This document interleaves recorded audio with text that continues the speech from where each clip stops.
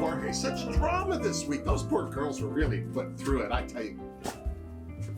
Hey, hi, it's me, Wilma Fingerdoo, with the Fingerdoo review of RuPaul's Drag Race Season 13, Episode 3. And before we get started, I just want to thank my Tipperdoos. Preston Firestone, Catherine McGreechin, Greg Caravo, Laura Hubbard, and Victoria Day. They all dropped by my PayPal and tipped me. Thank you so much. I couldn't do this show without you. And if you would like to be a Tipperdoo, the information's in the link down below. I also want to thank this week's RedBubble Models, CJ, in a Denise No Design Wilma Lips mask, and Laura Briannon in My Faves Lip mask.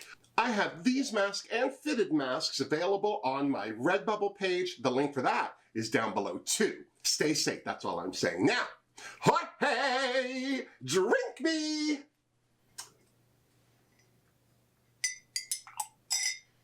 It's coffee with a straw. What the hell is that? Oh, it's a double O.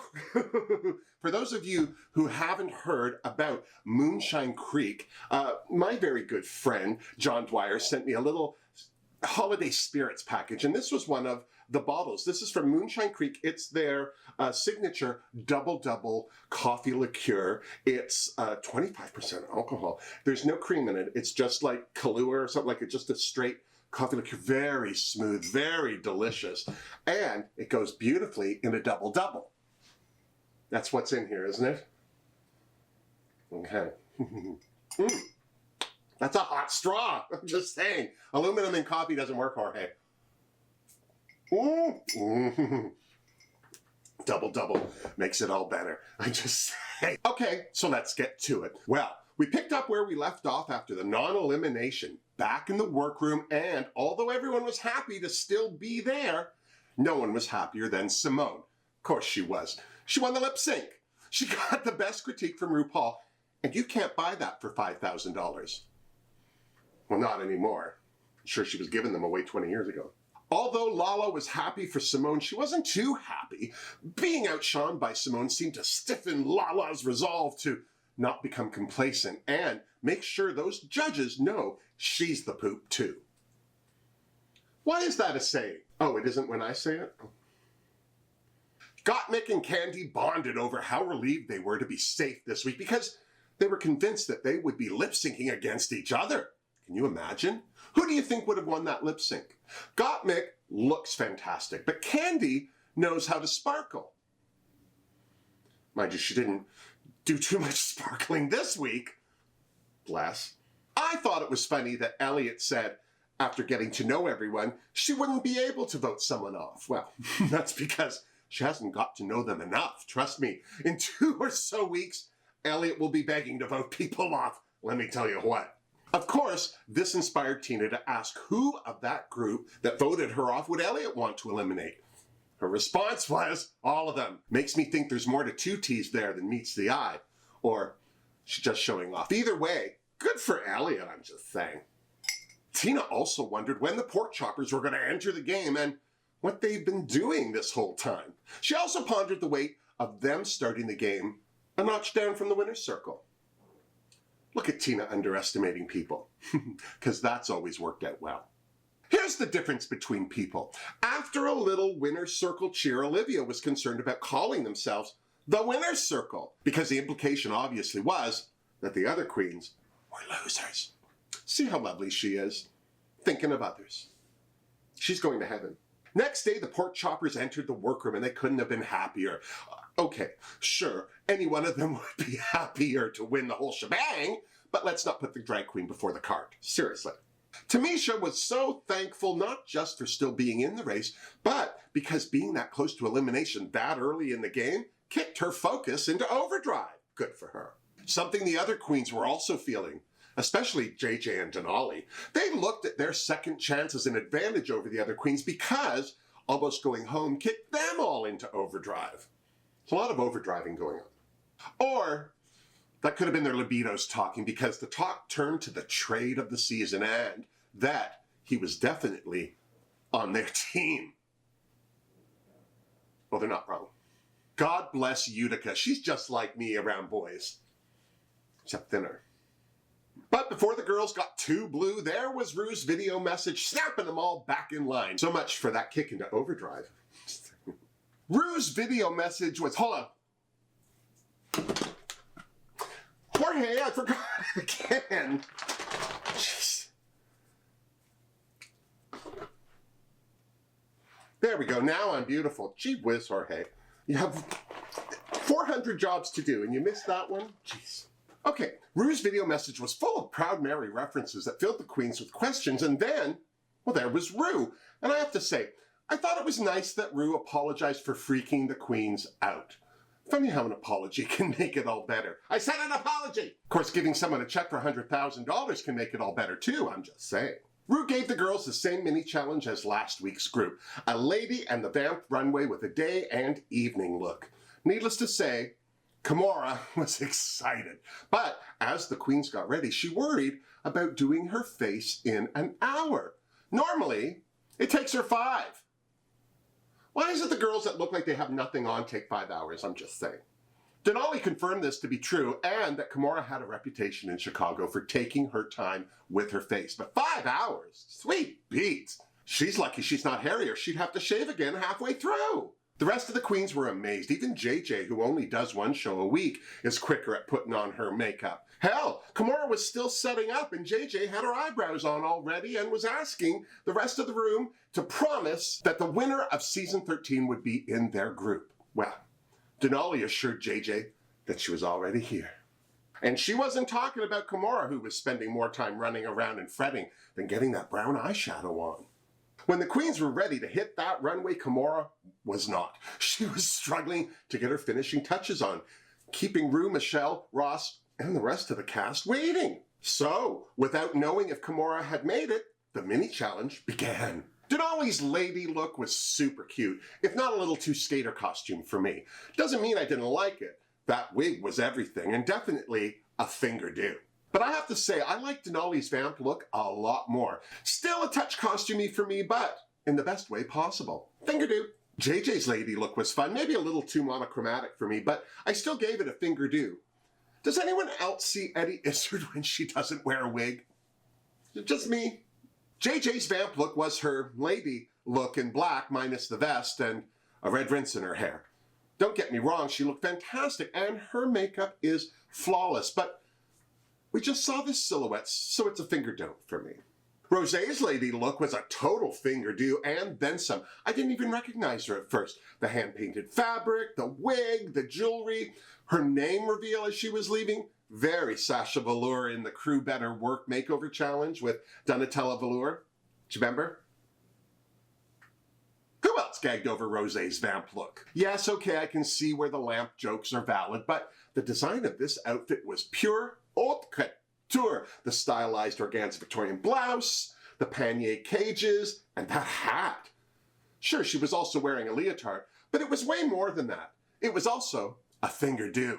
Actually, you know what this reminded me of? Did anyone see Emerald City? It only lasted one season, but I absolutely loved the art direction of that. It was a retelling of The Wizard of Oz. This outfit looks like it could have come from that show. Seriously. Tamisha's lady look wasn't a Fingerdoo, but it was close. The color was gorgeous on her, don't get me wrong, but the whole thing seemed a little dated for me. I blame the lace. No offense to Tamisha, but her vamp look actually was a Fingerdoo for me. I understand that the look was an ode to Elvira. And if it had different sleeves and there wasn't hair all over it, she might even get Elvira to wear it. All right, if I didn't like Utica before, I love her now. This look was an absolute Fingerdoo for me. The balls, the glasses, the cutouts on the dress, the bubble gun. She was a walking cartoon, and I was living for it, seriously.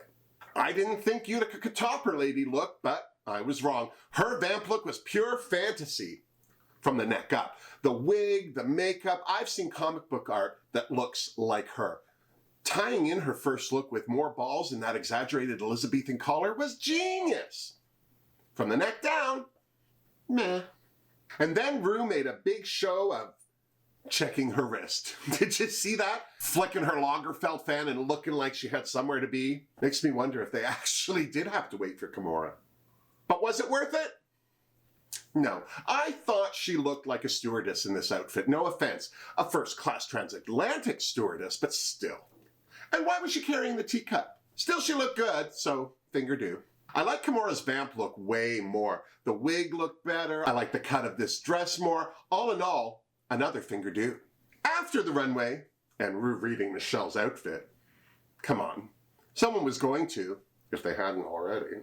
Meanwhile, as the queens de-dragged, there was a kumbaya moment of sisterhood that Tamisha admitted was something she had come to Drag Race for. Denali assured everyone that she was just there for the crown.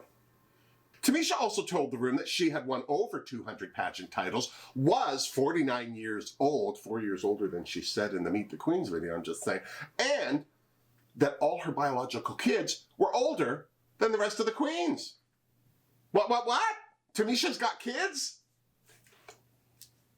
But before anyone could freak out too much, there was Ru with the Queen's first Maxi challenge. Seriously, there's still a Maxi challenge?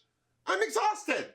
Just like the winner's circle, the queens had to write their own original verse and create their own choreography to the RuPaul's Drag Race Live in Vegas soundtrack, Phenomenon.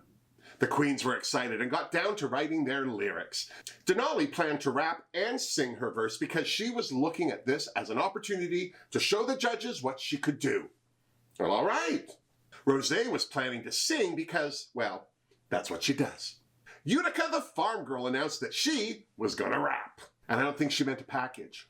JJ admitted that she wasn't a singer or a rapper, but the fact that she was so gay that she was gonna have rainbows and glitter coming out of her butt was going to be her saving grace.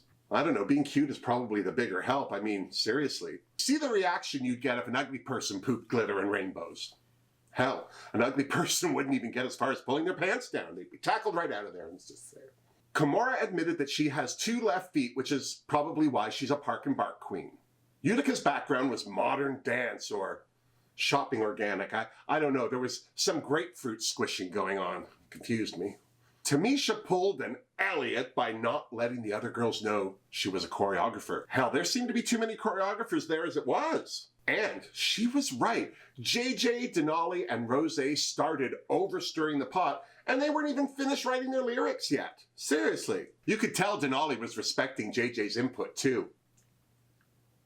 And then, suddenly, the queens were on the runway and Denali was worrying about bad apples in the group dropping the choreography ball. Cut to Utica. For the most part, Denali seemed to get the girls off on the right foot. See what I did there? She at least got them turning on the right foot anyway. Well, except for Kimora for some reason. But Rosé kept trying to add her own 2 cents to the mix, and to be honest, JJ had it right. They were worrying about little things here. Tamisha was worrying that there were too many choreographers on the dance floor and that they were in danger of getting nothing done. How many lines were there? Should we ripple the heads? How about a half circle? I'm with Tamisha. Get the song mapped out and then worry about half circle ripples. Seriously. Sorry, that really hit home for me because half circle ripple was my drag queen name in high school. Kimora was on the verge of pulling a Candy Muse. She had no idea where to go or what to do, no matter how slow they showed it to her. So JJ had an excellent idea. Just pick her up and carry her around. Hell, she's practically a Barbie doll anyway. Makes sense, and Kimora loved it. Then JJ added a special move for herself, which of course needed more choreography. Well, that was too much for Tamisha. All of a sudden it was the Cirque du Soleil daycare and Tamisha was wondering who gave these children candy? Finally, it was too much for her and she had to step in, literally. And she really did seem to help. God, I like Tamisha. The next day in the workroom, sorry, can I just take a minute? Look at that face. 49 years old, no crow feet, no bags under the eyes. I take it back, I hate her. As the queens were getting ready, there was a lot of back patting and congratulating on how well they were going to do in this challenge. Well, Tamisha silently, but not invisibly, judged how their confidence seemed to be exceeding their abilities. Seriously, if that expression were a sound, all the queens would have heard it. While Kimora got ready, she worried about letting the team down with the choreography, but the rest of the team seemed to be supportive. Why wouldn't they? The only one Kimora could hurt by screwing up was herself. And then Kimora dropped a bomb, and I'm not talking about her dancing. She talked about how she keeps her drag away from her boyfriend of 8 years because he's not very supportive of it. What a heartbreak. What is up with these people who won't date drag queens? Seriously. Kimora spends all that time collecting and fitting all that vintage glamour, and she only performs a couple of times a month and keeps it in a storage locker? No wonder it takes her so long to do her makeup. She's savoring it. Still, it is Drag Race. Tamisha dropped a bomb as well, except this one had already been dropped on YouTube. One of her drag daughters is the legendary Tandy Amon Dupree, whose video of her dropping onto the stage into the splits is legendary. If you're one of the 8 people who've not seen it, there you go. I'll wait. Needless to say, the rest of the queens were impressed. You could see the queens were really starting to bond, but Rosé wasn't letting herself forget that this was a competition, and although she was there for the other girls during rehearsal, she was there for the crown now. Good for you, Rosé. Then it was time for the runway. Ru looked orgasmic in orange, and she wasn't alone either. Michelle Visage was looking gorgeous in green, of all things, while Ross Matthews was pretty in a print. And joining them on the judges panel was one of my favorite comedians and the host of Nailed It, Nicole Byer, looking ravishing in red. First up, Phenomenon. Do, do, do, do, do. Phenomenon. Do, do, do. Just me. Am I the only one who watched Sesame Street? For the most part, I think this went well. Denali was first out of the gate with her solo, and she set the bar high. Good lyrics and fantastic dance moves that got noticed by Mama Michelle. JJ was next, and she did well too. But is anyone else already over her not wearing a wig? That and her parade of leotards is starting to annoy. I'm just saying. Thank God Kimora looked good because her solo was a big yawn for me. First of all, her lyrics only had about 12 words and she stretched each and every one of them out as long as she could. And I don't know if it was her fear of making a mistake or breaking a sweat, but even her dance moves were boring. Thank God Rosé was next because she killed it. The only queen so far to actually sing her verse and not rap. She sounded great and moved even better.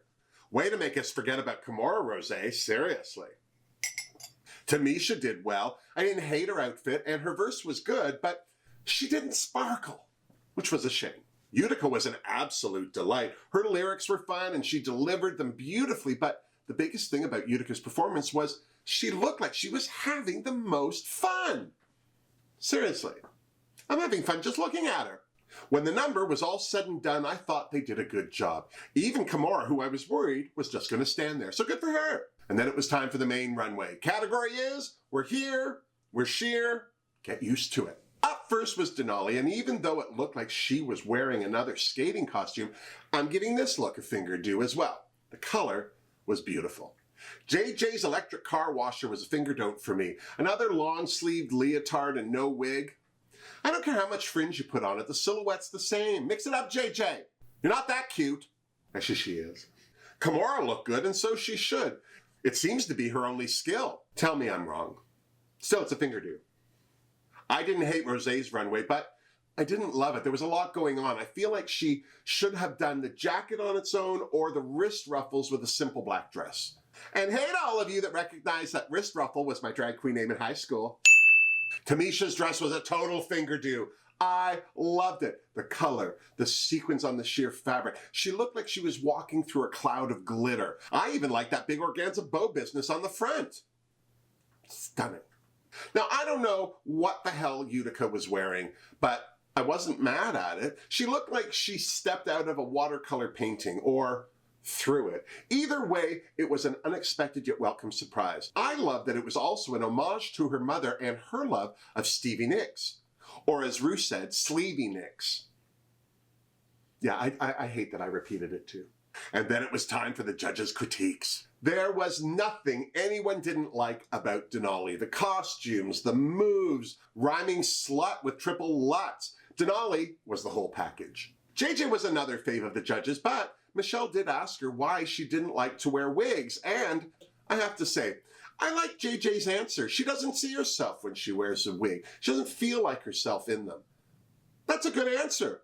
Ross admitted that he loved JJ's look for that first runway, but seemed less impressed by the fourth look. Michelle expressed that she didn't want to change JJ's hair, but she would like to see more versatility.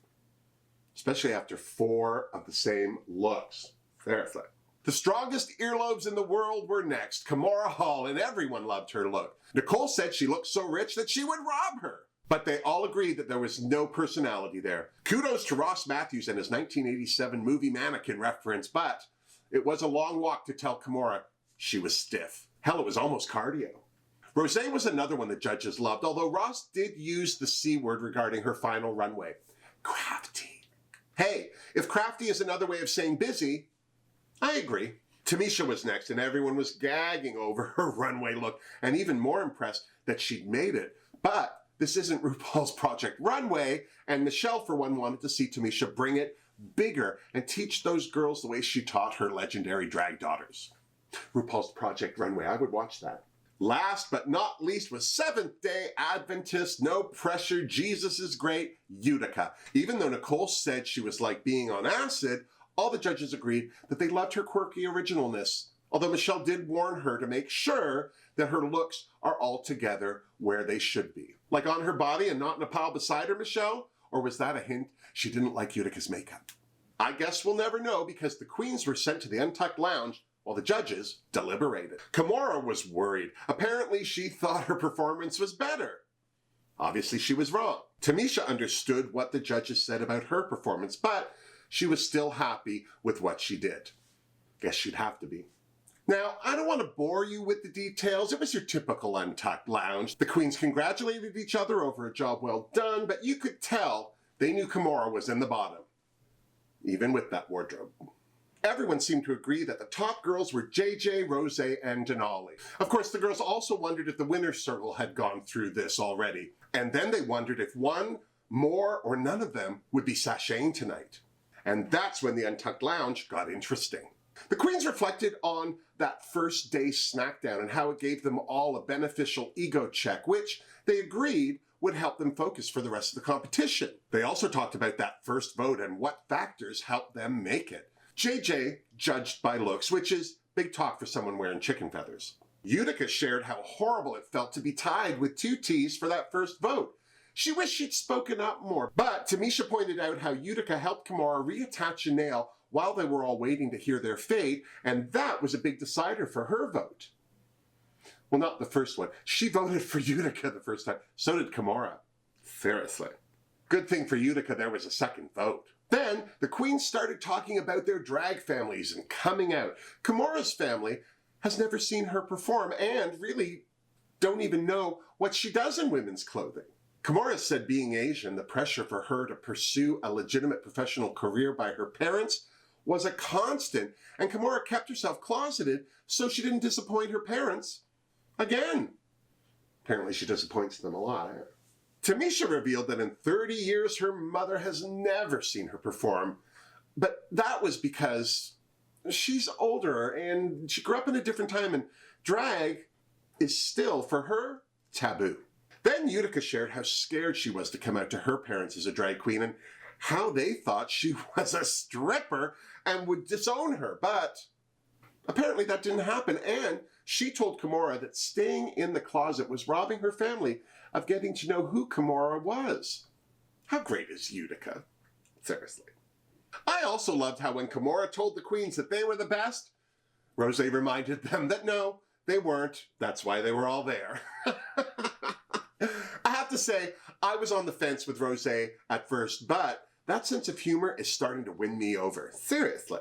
The other thing that was interesting about this Untucked lounge was the queens discussing filming during COVID. I mean, for the most part, the queens on any season of Drag Race are kept in isolation off-set, but now they're having to wear masks to go from soundstage to soundstage. And for a lot of these queens, buying fabric to get ready for the season wasn't as simple as it has been for past competitors. It was an eye-opener for me anyway. And then, almost on cue, a masked and shielded PA called them all back to the main stage. Good thing Joey touched up her makeup. And by that I mean shaved. Seriously, how long were they in drag? Did anyone else have to shave, or is JJ just a chia pet?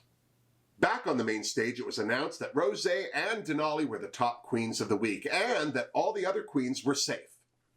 You could practically hear Kimora exhale. She was so relieved. And then Denali and Rosé had to lip sync for the win to Britney Spears' If You Seek Amy. This was a great lip sync. Both queens did well. Denali stayed focused and danced it out, while Rosé put a healthy dose of humor into her performance. Personally, I thought they were neck and neck. They even death dropped and splitted at the same time. But when the glitter settled, it was Denali who was this week's winner. And no one sashayed away. So, what do you think of the Porkchoppers? Do you think Kimura's in trouble? How about Utica? Is she too quirky for Drag Race, or will she turn it all around like Crystal did last season? And what about Tamisha? Will she ever release the beast? All we can do is tune into RuPaul's Drag Race next week. And when you're done, you come on back and you see me so you and I can compare notes. Now, don't forget to like this video if you did, subscribe to my channel if you haven't, and until next week, miss me! Mwah! Seriously, Jorge. Any more of these double-doubles and I'll be in double-double trouble, I'm saying. I don't know if I like me as a blonde, Jorge. Maybe it's just this wig. It's only good if it's in a bubble flip. You know what? No sirens this time. I can't believe I forgot to wear my earrings for the rest of the... I don't even know where oh, they're there. God, I remembered the mole, but I can't remember earrings. I am a hot mess. This is one of the reasons why I'm not on Drag Race. I'm just saying. Seriously.